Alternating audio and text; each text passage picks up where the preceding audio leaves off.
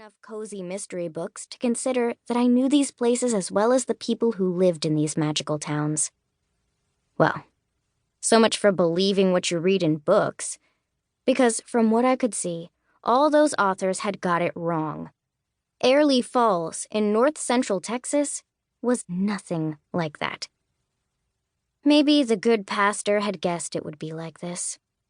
Miss Alice had, surprisingly, and shockingly in one sense, left instructions that I should organize her funeral.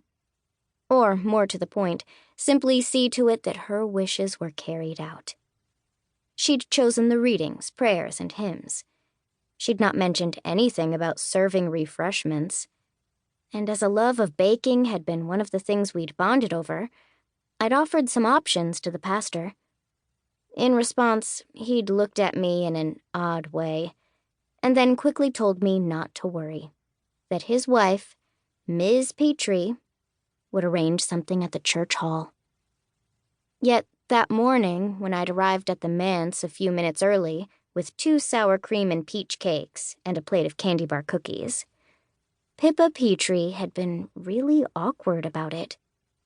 And as far as I could see, as I peeked over her shoulder, no other preparations had been made. That had surprised me. The Petries had seemed like good community people, just as I would have expected from the spiritual leaders of a small rural town. But even they didn't seem to care about Miss Alice's final farewell. From what I could see, it was obvious some kind of celebration was taking place, but that didn't include any platters of food or preparations for a wake. Of course, the puzzle was solved 40 minutes later when I instructed the embarrassed minister to begin the service. A service for 2, the deceased and her 1 mourner.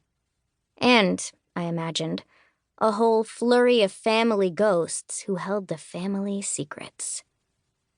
Because, and maybe I'd just read too many books, it was starting to appear to me that surely there was more to this situation than an uncaring community. Afterward, I thanked the pastor for the service, an impersonal mash of generic, haltingly delivered words, and taped hymns. And I was sincere. I could hardly blame him for not knowing her when I didn't really know her all that well myself, nor the facts behind the day's strange outcome. But it still rankled that someone who'd lived such a long life, someone who'd surely left a substantial footprint on this world, should slip out so unnoticed.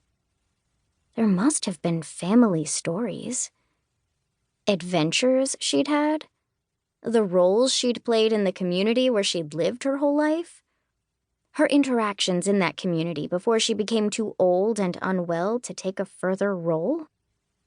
But there'd been none of that. No one to speak for her or tell those stories. And as I walked away, I knew no more about Miss Alice Auchenschloss than I'd known 4.5 months ago when I was hired to be her daytime companion and caregiver. The cemetery was quiet as I headed back to my car, save for the peaceful drone of local bees ransacking a grouping of huckleberry bushes, and the distant chug of a tractor going about its work. It might be early in the season, but spring had well and truly rolled into town. Spring blossoms had arrived in an explosion of color, and the air was fragrant and warm against my face and arms.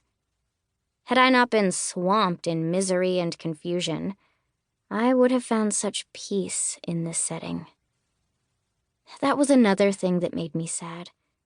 This pretty little town was a place that I would have happily called home. It had everything I had ever dreamed of. Quaint little stores, a town green, clean air and sunshine, and room to grow your own produce. A place where crafts and homemade were appreciated. And to prove it, there was a twice-monthly thriving craft and farmers market that pulled interest from far and wide. Of course, I'd assumed this came wrapped in all the hometown warmth of a Norman Rockwell painting.